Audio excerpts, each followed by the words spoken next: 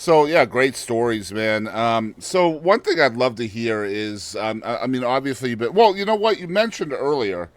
Just let me kind of rewind a bit about not being a performing songwriter. I would love to hear what struggles you might have faced as a songwriter who wasn't performing. Because in Nashville, a lot of songwriters will hit the Bluebirds and the local and all of the different venues there. I imagine that would help with your craft. But if you're not performing, how does that like? Did you struggle because of that? Looking back at it. I think the biggest struggle was what I mentioned earlier about just not having a good grasp on the artist kind of mindset, you Hmm. know. Um, but I came to the conclusion early on that I didn't perform my songs well enough to sell them, and I had a lot of anxiety about it, and that kind of stuff. So I wasn't having fun. I wasn't selling my songs, I didn't think. And so I'm like, you know what? Even though the conventional wisdom is in Nashville is you need to play out, go to shows and that kind of stuff. I would go to shows, but I didn't. I just stopped playing. I mean, and then once I had some hits, I learned how to, I could really practice on those songs and learn how to play them and do a better job with it. But I wasn't. I felt like in a way I was hurting myself by performing my songs badly at a I show. understand.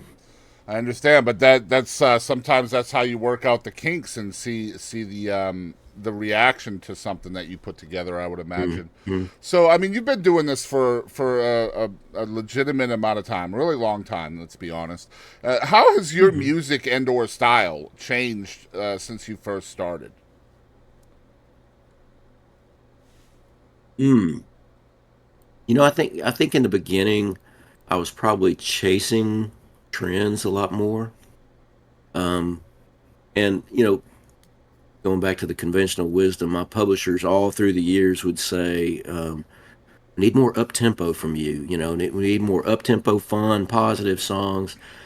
And I just wasn't great at that. And I still don't think I am. In fact, those gold and platinum records behind me, I don't. Almost none of those are from up tempo songs. And so I finally, decided if I'm going to succeed, it's going to be writing what I love and what I do well, not chasing what somebody else thinks I should do. So consequently, I've got a lot of love songs. I mean, I kind of have a lot of songs in one vein. But I think I don't know that I've changed a lot other than I'm writing a lot better songs. I hope every day I'm writing better than I did the day before, but I haven't fundamentally changed a whole lot. Songtown has, by mentoring and teaching other people, I have learned a lot because I've had to figure out how to put into words to communicate to somebody what I'm doing. So I think I have a lot better grasp of being intentional with what I'm doing now and targeting artists and all that kind of stuff. So I think I'd do a lot better job of getting in the ballpark if I've got a target that I'm trying to hit. And so basically, what you're talking about there is if you have an artist in mind, say Billy Currington, you're going to try to form a song around what you think that the strengths of that artist are. So you're writing specifically for a certain person. Is that Yeah. something that you've learned to do better over the years? Oh, absolutely, yeah. I mean, one of the things through Songtown that I've learned is that each artist does three or four different things generally. So, like a Carrie Underwood will sing sappy ballads that show off her range. She will sing story songs, and then she will sing man bashing songs. That's pretty much what she does. And so learning those different like archetypes or lanes that each artist does, when I'm writing, I'm not only targeting the artist, I'm targeting the particular archetype that that I'm after. So in Carrie's case, years ago, I did some research on her and I discovered that she wrote all the ballads, she wrote all the stories. She did not write any of the man bashing songs in the beginning, Hmm.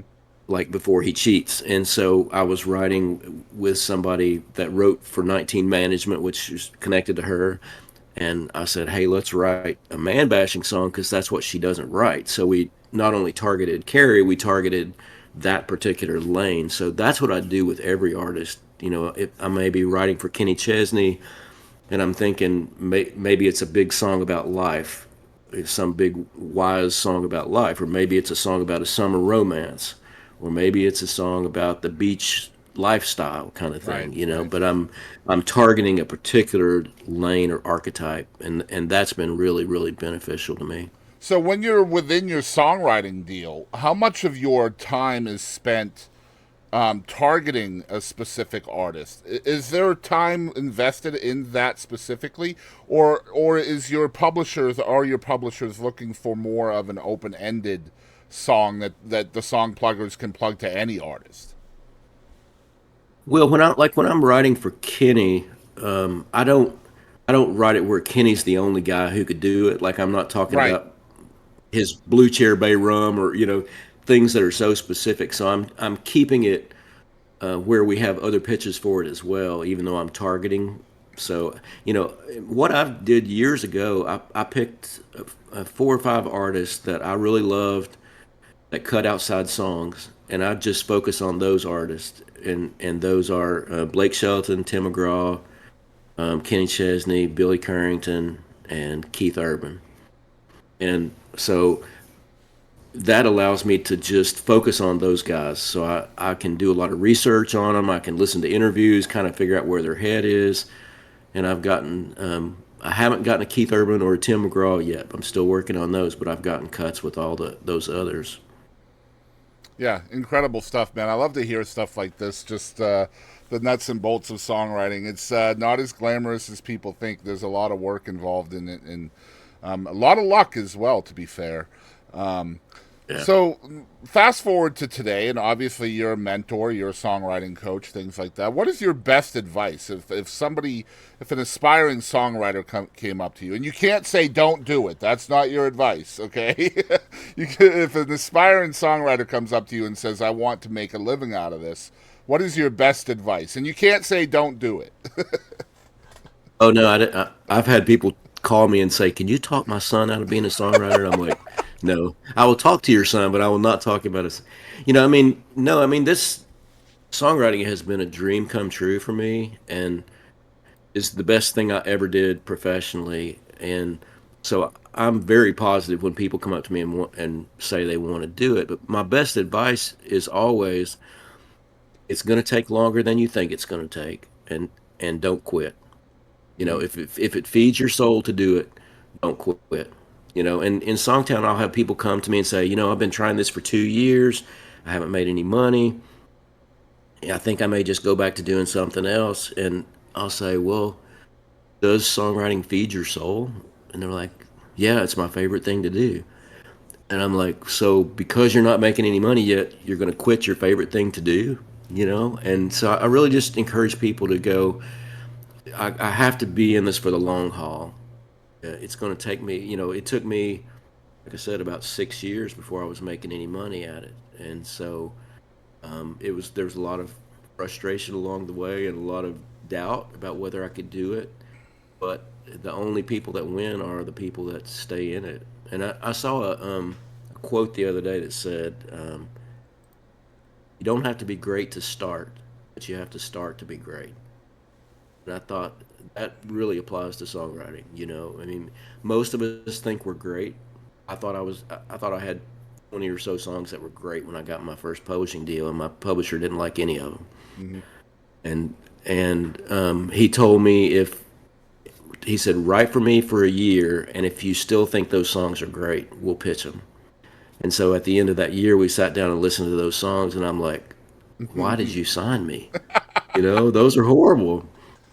But that it's to that point. You don't have to be great to start, and if you get feedback that you're not great yet, that just means you still got work to do.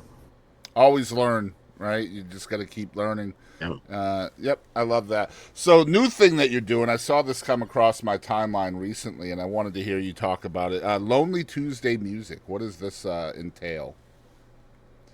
Well, that's in the sync world. I have developed these teams, so it would be me and a producer or track person, and then a singer, and we're just every time we write, we're trying to create music for TV and movies, advertisement, that kind of stuff. So Kyle Jackson Ratchke, that I started Lonely Tuesday with, we've probably got 30 or 40 songs together now that are being pitched. I've got two sync reps that are working my catalog, and so we just decided to kind of make it official, do a website. We're going to start releasing some music, but that's all music that we've been writing for sync. Still trying to get that bounce song into the right hands, right? Yeah.